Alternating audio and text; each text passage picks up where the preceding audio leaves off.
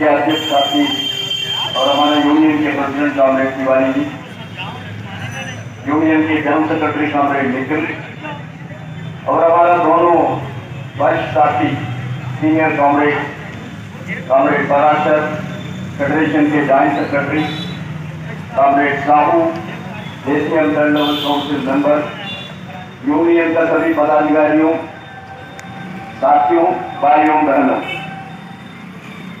आज आप सबको मालूम है पूरा हिंदुस्तान में केंद्र सरकार और राज्य सरकार का कारखानी और दफ्तर, ऑफिस, इस सब जगह में एनपीएस के खिलाफ का आंदोलन एवरी मंथ 21 हमारा तो जॉइंट फोरम है JFROPS, उनका तरफ से ये निर्णय है पूरा हिंदुस्तान में हर महीने 21 को 21 को एनपीएस के खिलाफ में मीटिंग होना चाहिए, प्रदर्शन होना चाहिए, डेमोन्स्ट्रेशन होना चाहिए।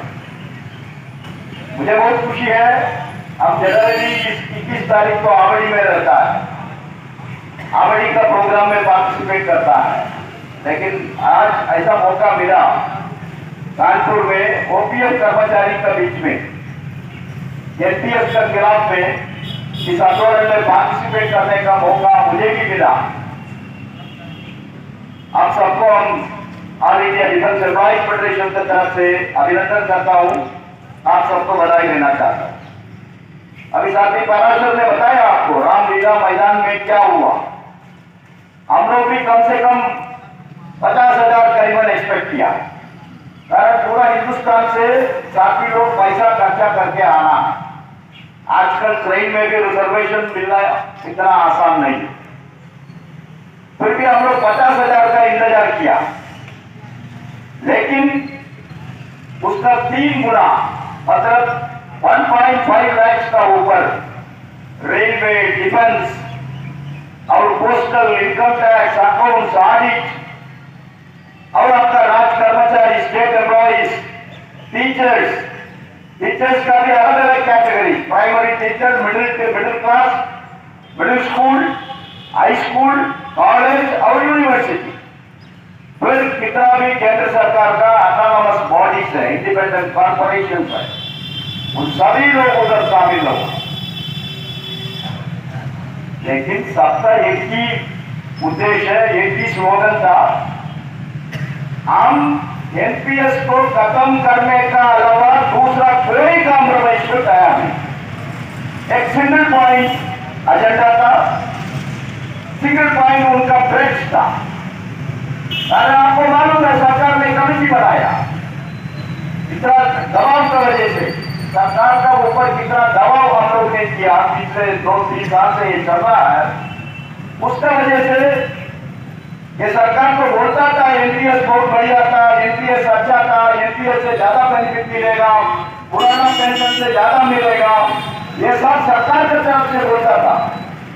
अब 5 स्टेट गवर्नमेंट विड्रॉ करने के बाद उस स्टेट गवर्नमेंट का ऊपर भी क्रिटिसिज्म था, स्टेट गवर्नमेंट ने गलत डिसीजन लिया, स्टेट गवर्नमेंट का ऊपर बहुत इकोनॉमिकल प्रेशर आएगा, पीएफआरडीए का अंदर कितना भी पैसा डिपॉजिट हो चुका है वो पैसा उस सरकार को वापस नहीं देगा। ऐसा केंद्र सरकार का तरफ से हमारा फाइनेंस मिनिस्टर खुद पब्लिकली स्टेटमेंट इश्यू किया कि पीएफआरडीए का अंदर ये स्टेट गवर्नमेंट ने कितना पैसा डिपॉजिट किया वो पैसा उनको वापस नहीं मिलेगा। उसका बाद भी इस सरकार को उसी फाइनेंस मिनिस्टर को पार्लियामेंट का अंदर पिछले बजट सेशन का एक दिन लास्ट दिन में उनको बोलना पड़ेगा, लेकिन उन्होंने गलत बोला। उन्होंने क्या बोला, एनपीएस में कुछ प्रॉब्लम्स हैं, एनपीएस का अंदर इंप्रूवमेंट करने के लिए हमारे पास बहुत डिमांड है, तो उस इंप्रूवमेंट क्या करना है, कैसे करना है, उसको स्टडी करने के लिए हमने फाइनेंस सेक्रेटरी का नेतृत्व में कमेटी बनाना। लेकिन इंप्रूवमेंट किसी का भी डिमांड नहीं है। हमारा भी जानकारी में अभी तक सरकार का सामने ऐसा कोई ऑर्गेनाइजेशन, स्टेट गवर्नमेंट हो, सेंट्रल गवर्नमेंट हो, कोई भी हो, एनपीएस में इंप्रूवमेंट करो करके किसी ने डिमांड नहीं रखा। सभी का एक ही डिमांड है, ये एनपीएस खतरनाक है। एनपीएस में 20 साल का बाद हम लोगों का अनुभव है। एनपीएस में कितना कर्मचारी रिटायर हो रहा है, उनको 3,000, 2,000, 4,000 का ऊपर पेंशन नहीं मिल रहा है। इसीलिए एनपीएस हमको नहीं चाहिए, उसको खत्म करो, हमको defined and guaranteed old pension scheme को वापस करो। एक तो डिमांड है। इंप्रूवमेंट के इश्यू आया ही नहीं है, कोई बात ही नहीं किया। लेकिन ये सरकार ऐसा ही है ना, उसका मर्जी, तो उसका मर्जी में बोल दिया हमने, कमेटी बनाया फाइनेंस सेक्रेटरी शोभनाथन का चेयरमैनशिप में। लेकिन उनको टर्म्स ऑफ रेफरेंस में दिया, एनपीएस का अंदर कितना इंप्रूवमेंट कर सकता है, एनपीएस तो रहेगा, एनपीएस खत्म नहीं होगा, लेकिन एनपीएस का अंदर कितना परिवर्तन कर सकता है उसके बारे में सिफारिश कर। उन्होंने भी बुलाया, national council JCM standing committee को बुलाया चर्चा करने के लिए। उसका पहले ही हम लोग आपस में बैठ के ये निर्णय लिया कि इस कमेटी का टर्म्स ऑफ रेफरेंस ही गलत है, तो इस कमेटी को हम लोग को बोलना पड़ेगा, ठीक है स्टैंडिंग कमेटी है, आपने बुलाया, आपको आना पड़ेगा, लेकिन हमने आपका टर्म्स ऑफ रेफरेंस को रिजेक्ट कर रहा है। इसलिए रिजेक्ट कर रहा है, उनका सामने उदाहरण रखा। सरकार ने 2007 में एक आश्वासन दिया, उस समय हम लोग ने इसके खिलाफ में नेशनल काउंसिल में एजेंडा दिया। उस समय मालूम नहीं था ना, किसी को भी मालूम नहीं था, कुछ लोग उसका फेवर में भी प्रचार करता था। 10 रुपया का रिलायंस कंपनी का शेयर हो गया 800 रुपया, 900 रुपया। उस समय 2003 के बारे में बोल रहा हूं, तब एआईडीएफ विरोध कर रहा था, कुछ लोग ने प्रचार कर रहा था ये एआईडीएफ का प्रचार गलत है, एआईडीएफ का विचार गलत है। कारण एनपीएस में 1 लाख 2 लाख रुपया पेंशन मिलेगा। कारण ये उदाहरण है, रिलायंस का 10 रुपया का शेयर अभी 800 हो चुका है, 900 हो चुका है। ऐसा ही शेयर बढ़ के जाएगा। हमारा पैसा उस शेयर मार्केट में इन्वेस्टमेंट होगा, उस इन्वेस्टमेंट से हमको रिटर्न इतना मिलेगा, पुराना पेंशन का 3 गुना, 4 गुना, 5 गुना हमको मिलेगा। इसीलिए एनपीएस अच्छा है, यह प्रचार चल रहा था। लेकिन फिर भी हम लोग कन्विंस था, एक ही विषय में कन्विंस है, कारण शेयर मार्केट तो जगलरिंग है, शेयर मार्केट तो गैम्बलिंग है। सरकार कर्मचारी का पैसा गैम्बलिंग मार्केट में क्यों जाएंगे? हमको 24 आवर्स गवर्नमेंट एम्प्लॉय है, सरकार के लिए काम कर रहा है, हमको ज्यादा पैसा का जरूरत नहीं है। पुराना लोग ने तो पेंशन नोट बनाया 1972 में, उसमें तो क्लियर लिखा है आपका लास्ट बेसिक पे का 50% पेंशन मिलेगा, हम उसमें संतुष्ट। 2 साल में 2 दफा डीए मिलेगा, हम हैप्पी है उसमें। 40% पैसा हम एडवांस में कम्युटेशन कर सकता है, उसमें भी हम संतुष्ट है। 80 उम्र हम रहेगा तो जिंदा, 20% आपको पेंशन वापस मिलेगा। 100 साल तक रहेगा तो हमारा लास्ट बेसिक पे हमको पेंशन में मिलेगा। ये सब सुविधा पुराना पेंशन में है। ओवर एंड अबव हम 10 पैसा भी हमारा तनख्वाह से कंट्रीब्यूट नहीं कर रहा है पुराना पेंशन से। मैटर इतना ही, वाई शुड आई कंट्रीब्यूट? हम क्यों कंट्रीब्यूट करेंगे बाबा हमारा पेंशन के लिए? नहीं तो फिर कॉन्ट्रैक्ट रूल बदल करो, हमको 24 आवर्स गवर्नमेंट एम्प्लॉय करके मत बोलो। फैक्ट्री का बाहर आने के बाद हम कैसे फ्री सिटीजन है, हम भी फ्री सिटीजन है, हम किधर भी जाके काम करेगा। और 4 घंटा 5 घंटा शाम को कोई भी प्राइवेट इंडस्ट्री में, नहीं तो हमारा नाम पर ये बिजनेस हम स्टार्ट करेंगे। हम I will also become an entrepreneur. आजकल होता है ना एंटरप्रेन्योर, हम भी एक एंटरप्रेन्योर बनेगा, उसी से हम पैसा कमाएगा। लेकिन वो आप बदल नहीं करेगा। उस समय को अभी हाईकोर्ट भी बोला एक केस में, हाईकोर्ट ने बोला आप फैक्ट्री का बाहर भी सरकार कर्मचारी, आप ऑफिस का बाहर भी सरकार कर्मचारी है, आप 24 आवर्स कर्मचारी। हम 24 आवर्स कर्मचारी है, इसलिए आप हमको पेंशन दे रहा है ना। हमारा तो 30 साल 35 साल सर्विस में हम कितना पैसा हमारा है वो पूरा खर्चा होता है ना। हमारे पास सेविंग्स क्या होता है? कुछ भी नहीं। सर्विस में हमारा चिल्ड्रंस को एजुकेट करना, उनको अच्छा एजुकेशन देना है, उनको लाइफ में सेटल करना है। हमारा पिताजी ने हमको कुछ भी नहीं दिया और हम खुद इंडिपेंडेंटली एक प्लॉट परचेज करना है, एक सिंगल बेडरूम फ्लैट परचेज करना है। ये सब हमारा लाइफ का जर्नीज में खत्म होता है। उसके बाद आज जॉइंट फैमिली सिस्टम भी नहीं है। जॉइंट फैमिली सिस्टम सब खत्म।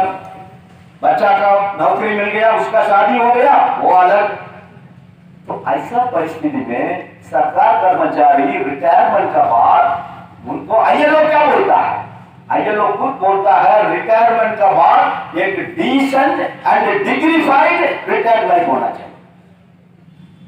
आप आईएलओ का फाउंडर मेंबर हमारा देश, आईएलओ का कन्वेंशन आपका ऊपर भी बाइंडिंग है। इतना होने के बाद भी आप कंट्रीब्यूटरी पेंशन स्कीम लागू किया, उसमें बोला 1 लाख रुपया मिलेगा, 2 लाख रुपया मिलेगा। इसी का ऊपर अब झगड़ा करने का समय 2007 में स्टैंडिंग कमेटी मीटिंग में नेशनल फूड एसोसिएशन का उन्होंने राइटिंग में बोला यह गलत है आपका विचार। पुराना पेंशन स्कीम में कितना मिल रहा है उससे थोड़ा बहुत ज्यादा ही नया पेंशन में मिलेगा। It is a win-win situation for the employee and for the government के मिनट्स में रिकॉर्ड है। लेकिन 20 साल के बाद अभी अनुभव क्या है? 2,000, 3,000, 4,000 ये डिटेल पूरा स्वामीनाथन कमेटी का सामने रखा है।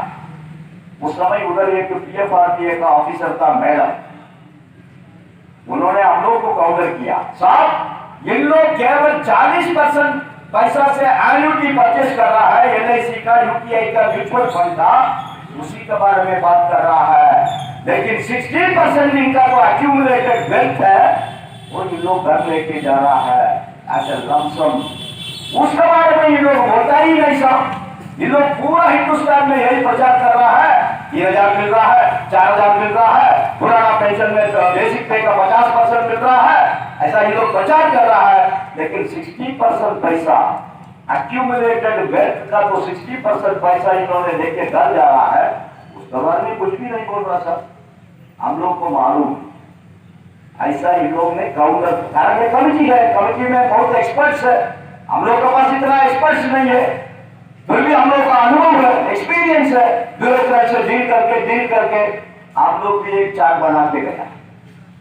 एक एमिनेशन फैक्ट्री चार्जमैन का हम लोग भी बनाया। मान लीजिए एक आर्ग्यूमेंट के लिए उनका सामने रखा सोमनाथन साहब का सामने, साहब ये मैडम ऐसा बोल रहा है ना, हम 60% पैसा लेके घर जा रहा है, उसी से हमको ज्यादा मिलेगा बेनिफिट। अब उसी के बारे में भी काउंटर करना चाहता हूं। हमारा एक एम्प्लॉई है, चार्जमैन है एविएशन फैक्ट्री में, उसका हम लोग ने वर्कआउट किया, उसका अकाउंट में अभी करीबन 26 लाख रुपीज है, 26 लाख। उसका बेसिक पे है 48,000 कुछ है। मान लिया आज उसका रिटायरमेंट है, उसको पुराना पेंशन से सीधा मिलेगा 24,000 रुपीज, उसका बेसिक पे का 50%। और 42% दिए, अभी 4% आने वाला है, 46% होने वाला है, और 42% दिए। उसमें हम 40% तो एडवांस में ले सकता है ऐसे कंप्यूटेशन।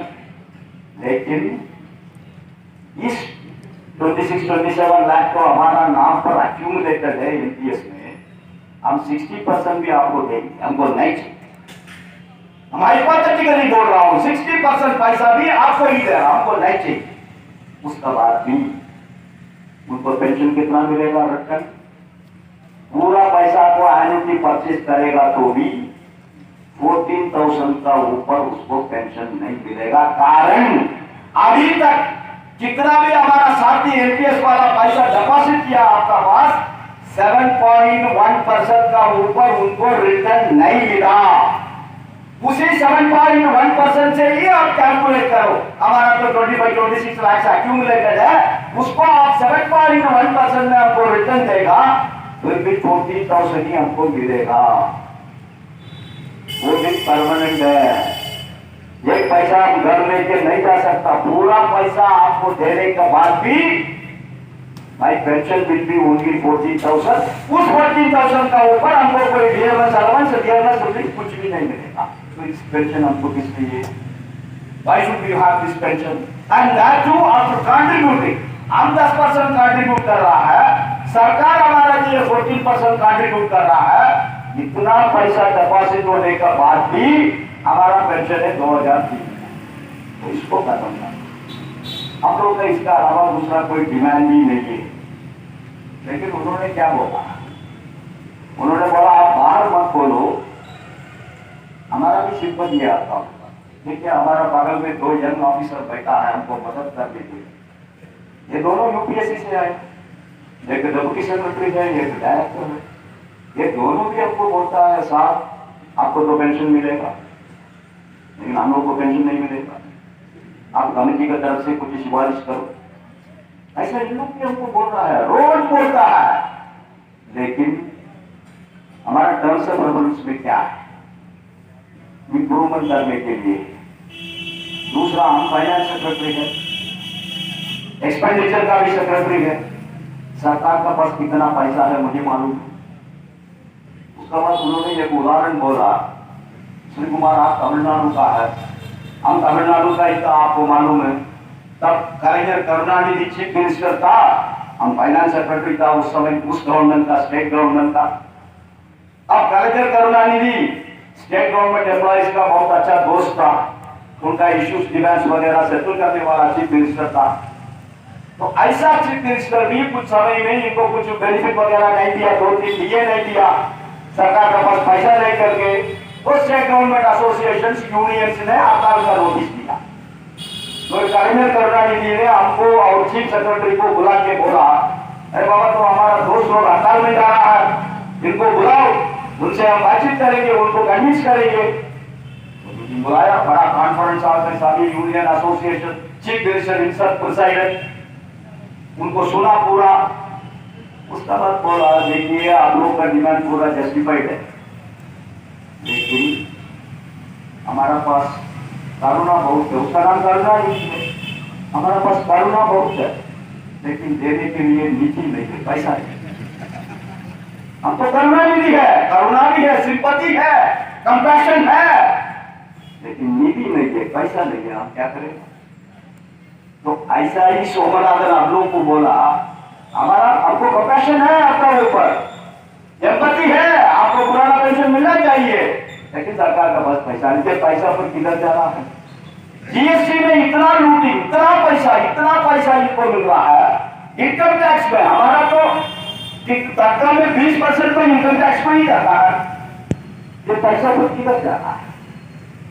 इसलिए साथियों इसमें फाइनली हम लोग ने सोमनाथन कमेटी को बोला, देखिए साहब आप कुछ भी इंप्रूवमेंट करो, हमने आपको सामने रखा है, मैडम ने बोला ना हम 60% पैसा लेके घर जा रहा है, 60% भी आपको देंगे, लेकिन हमारा पुराना लास्ट बेसिक पे का डीए 50% और डीए लिंकेज और कम्यूटेशन 80 उम्र के बाद 20 साल, ये सब आप देगा नहीं देगा ना, अब कैसे देगा? आप भी आपका मिनिट्स में रिकॉर्ड करो, टर्म्स ऑफ रेफरेंस कुछ भी होने दो, ठीक है, सरकार कोई भी टर्म्स, लेकिन आपको ये लिख सकता है ना, हमारा तरफ स्टैंडिंग कमेटी का मेंबर लोग अपीयर होके ये स्टैटिस्टिक्स इन लोग हमारा सामने रखा है, उन लोगों का एक ही ओपिनियन है, इसको स्क्रैप करो, ओपीएस को वापस लो, उतना हम लोग कर सकता है। ऐसा बोल के हम लोग ने आया, उसका बाद ही फिर हम लोग ने जय बार ओपीएस की तरफ से एक बहुत बड़ा मोर्चा रामलीला मैदान में किया, पूरा सरकार पर हमने गोपाल मिश्रा जी को स्टेज में बोला, मिश्रा साहब देखिए उनका हम लोग किसी का भी भाषण सुनने के लिए वो तैयार नहीं है, वो भाषण सुनने के लिए नहीं आए, हम लोग का भाषण बहुत सुनता है उनका एक ही है, स्टेज का सामने आके हम लोग को देखिए क्या स्लोगन हम लोग शाउट कर रहा है, हमको एमपीएस नहीं चाहिए, हमारा ओपीएस हमको वापस दे। वर्कर करेक्ट है, एम्प्लॉइज करेक्ट है, एम्प्लॉइज को कुछ भी करने के लिए तैयार है, लेकिन नेता लोग तैयार होना चाहिए। हम लोग इनका सामने इन लोग वापस आने का समय एक मैसेज लेके जाना पड़ेगा। हम और पाठक साहब दोनों उनको बताया आपको अनिश्चितकाल हड़ताल का डिक्लेरेशन इधर करना ही पड़ेगा। इसका अलावा इस सरकार के ऊपर दबाव डालने का दूसरा कोई रास्ता नहीं है। अनिश्चितकाल हड़ताल को तैयार होना चाहिए।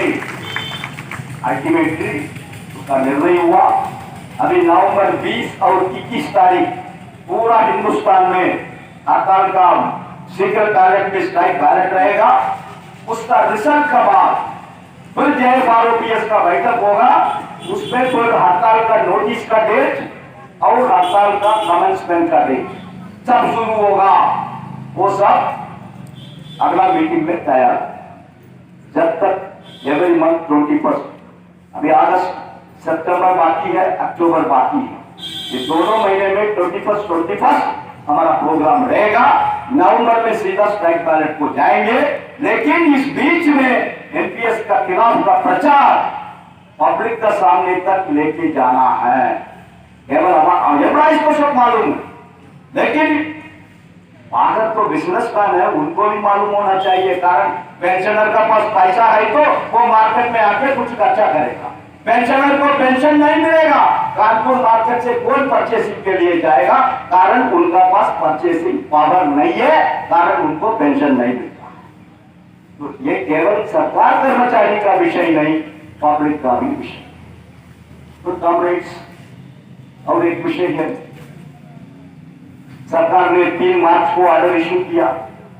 22 दिसंबर का पहले कितना भी एम्प्लॉयमेंट नोटिफिकेशन आया, एडवर्टाइजमेंट आया, उस वैकेंसी का मुताबिक 2004 में 5 में कभी भी रिक्रूटमेंट हुआ, उन सबको पुराना पेंशन का ऑप्शन देने का अधिकार है। उसको लेके बहुत डिस्कशन पिछले 2 JSK में हुआ। कॉमरेड साहू की था मीटिंग में। उस समय संजीव किशोर था हमारा DG, उन्होंने कन्विंस हुआ, उन्होंने एक्सेप्ट किया।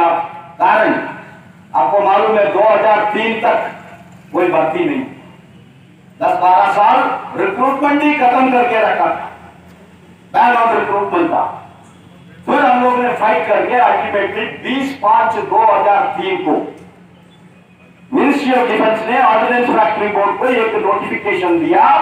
आप अगला 2-3 साल 5 साल 7,354 वैकेंसी फिलअप कर सकता। IGs में, NIs में, NGOs में, ZWOs में, कोई भी पोस्ट में 7,354। इसका सैंक्शन कब आया? 2/5/2003। ये वैकेंसी पूरा एक ही साल फिलअप नहीं हुआ। ये वैकेंसी अलग अलग साल में बोर्ड ने फंक्शनल रिक्वायरमेंट का बेसिस पे रेस्पेक्टिव ऑपरेटिंग मेंबर्स का सिफारिश, जनरल मैनेजर का सिफारिश का अनुसार 2004 में भी रिलीज किया, 2005 में भी रिलीज किया, 2006 में भी रिलीज किया। तो हम लोग का आर्ग्यूमेंट है ये 20/5/2003 में 7,354 लोग को फिर उस वैकेंसी फिलअप करने के लिए तो MOD ने नोटिफिकेशन दिया। That should be the notification. उस नोटिफिकेशन का अनुसार इंडियन ऑर्डिनेंस फैक्ट्रीज का 7,354 लोग उनको सीधा OPS में कन्वर्ट करना है। बाकी कुछ भी देखने का जरूरत नहीं है। उन्होंने एग्री किया, DG ने सिफारिश किया, हम DDP से भी बात किया, DDP भी उसको एग्री किया। अभी वो रेफरेंस पेंशन डिपार्टमेंट में पेंडिंग। हमने भी उधर का डेयरिंग ऑफिसर से बात किया। अभी फेडरेशन की तरफ से 2 दिन का पहले एक चिट्ठी भी गया कैसे इनको करना है करके। बाकी हमारा अप्रेंटिसेस है, वो आपको मालूम है, वो तो सीनियरिटी में आता है। तो वो भी 7,354 का वैकेंसी नहीं आया, वो भी मिलना चाहिए। LDC, MTS, दरबार, फायरमैन, चार्जमैन, ZWM, जितना भी लोग हो, कोई भी कैटेगरी हो, ये 7354 का अंदर उनका भर्ती हुआ तो उनको OPS मिलना चाहिए। तो अनुकंपा वृत्ति वाला है, कंपैशनेट अपॉइंटमेंट, उसका भी हम लोग का विचार क्लियर है। एवरी ईयर 5% वैकेंसी आप अलग करता है। ऐसा नहीं है 2004 का वैकेंसी 2004 में ही या नहीं करता है। 2-3 साल का इकट्ठा करके फिर इन लोगों ने वैकेंसी फिलअप करता है। तो वो एक है। इसका मतलब 2003 का वैकेंसी में 5% तो कोटा में कितना लोग आया उनको तो सीधा देना है। उसका अलावा कंपैशनेट अपॉइंटमेंट आप टाइम पर नहीं देते। एम्प्लॉय का डेथ हो गया 22/12/2003 का पहले, उस डेट का पहले आपको एप्लीकेशन भी दिया कंपैशनेट अपॉइंटमेंट के लिए, आपको उनको उस डेट का पहले वेरिफिकेशन को भी बुलाया, तो that should be the cut. तुमने तो वेरिफिकेशन को उनको बुलाया, उसका मतलब तुम उनको नौकरी देने का तैयार था, तो उनको भी उसी डेट को पकड़ के कंपैशनेट अपॉइंटमेंट में कितना लोग आया उनको भी ओपीएस मिलना चाहिए। तो इस विषय को लेके हम लोग का अभी फाइट चल रहा है कांग्रेस, और अंतिम में कॉर्पोरेटाइजेशन इश्यूज तो 1000 इश्यूज है, लोड नहीं है। जीएएल और पीसीएल का बारे में फेडरेशन का बहुत प्रयास के बाद एक ऑर्डर इश्यू हुआ। अगला 5 साल के लिए कुछ गारंटीड वर्कलोड के लिए कुछ ऑर्डर इश्यू हुआ, लेकिन उसका भी अभी तक रेगुलर इंजन सिंगल टेंडर अभी तक नहीं आया। अभी डीसीएल का अंदर कितना फैक्ट्री है, सितंबर महीने के बाद कुछ भी नहीं। इंडिकेशन तो है, लेकिन इंडिकेशन में काम नहीं चलेगा ना।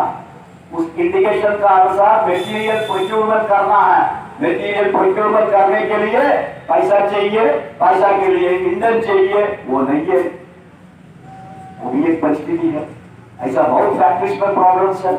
अभी बोनस अलग अलग कर दिया, आपका ओपीएफ का इस साल 32% कुछ है, आपका एवरेज स्टेट की फैक्ट्री है, तो 32% में क्या मिलेगा, 30 डेज मिलेगा, आराम बोनस ही मिलेगा आपको।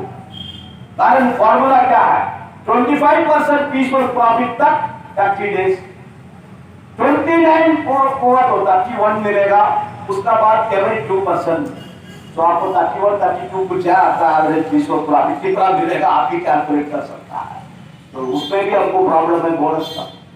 इस परिस्थिति में 1 साल के लिए डीम्ड ऑक्यूपेशन एक्सटेंड किया, वो तो हमारा डिमांड ही नहीं है, हमने कभी डिमांड नहीं किया। कैसे एनपीएस बोल रहा है इंप्रूवमेंट, ऐसा ही 1 साल एक्सटेंशन का क्या जरूरत है? तुमने तो हमारा एआईटीएफ का कोर्ट केस में हाई कोर्ट में लिख के दिया, unless and until the employees opt, they will remain as central government employees on deemed deputation in the new corporations। ये श्री कुमार का अंग्रेजी नहीं है, ये मिनिस्टर ऑफ डिफेंस का अंग्रेजी है। एआईटीएफ का केस में उन्होंने खुद लिख के दिया। अभी 2 दिन का पहले एक चिट्ठी गया, एआईटीएफ, बीपीएमएस, सीडीआरए और आईओएफएस ऑफिसर एसोसिएशन,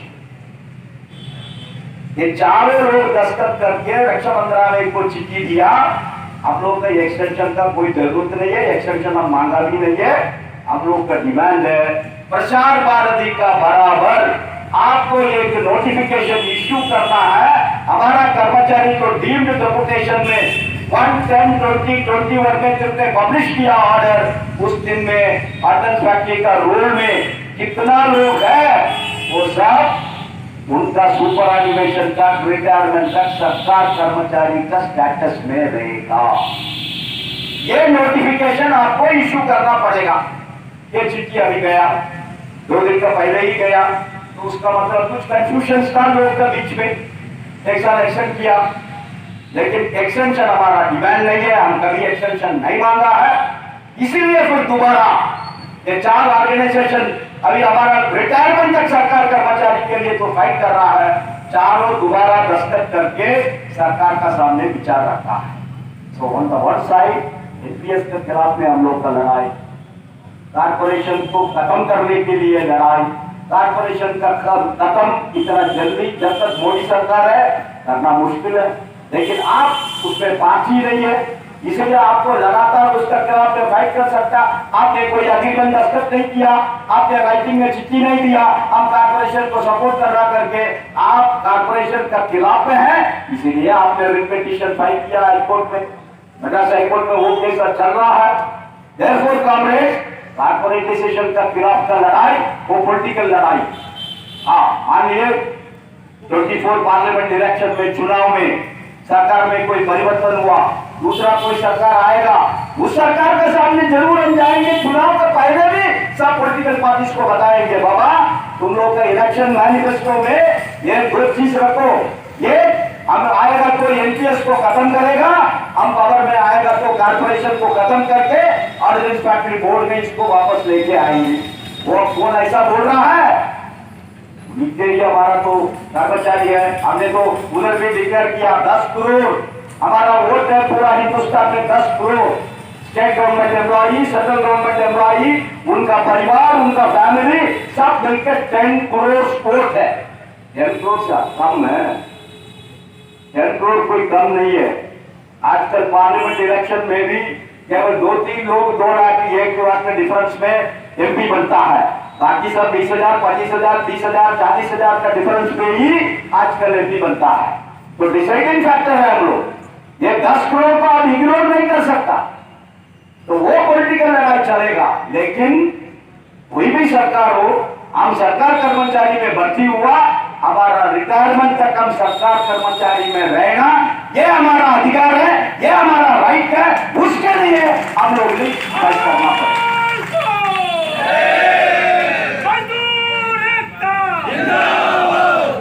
इसलिए साथियों, अभी समय बहुत हो चुका है, मुझे बहुत खुशी है आज इस ऐतिहासिक एंटी एनपीएस आंदोलन में, ओपीएस गेट में आप लोग का साथ इस आंदोलन में हम भी शामिल होने के मौका मिला। आप सबको अभिनंदन, आप सबको धन्यवाद। अमानदी में एश्योरेंस देना चाहता हूं, एनपीएस खत्म होने तक, कॉर्पोरेटाइजेशन खत्म होने तक एआईडीएफ का आंदोलन आगे चलेगा। इतना बोल के आप सबको नमस्कार, लाल सलाम, धन्यवाद।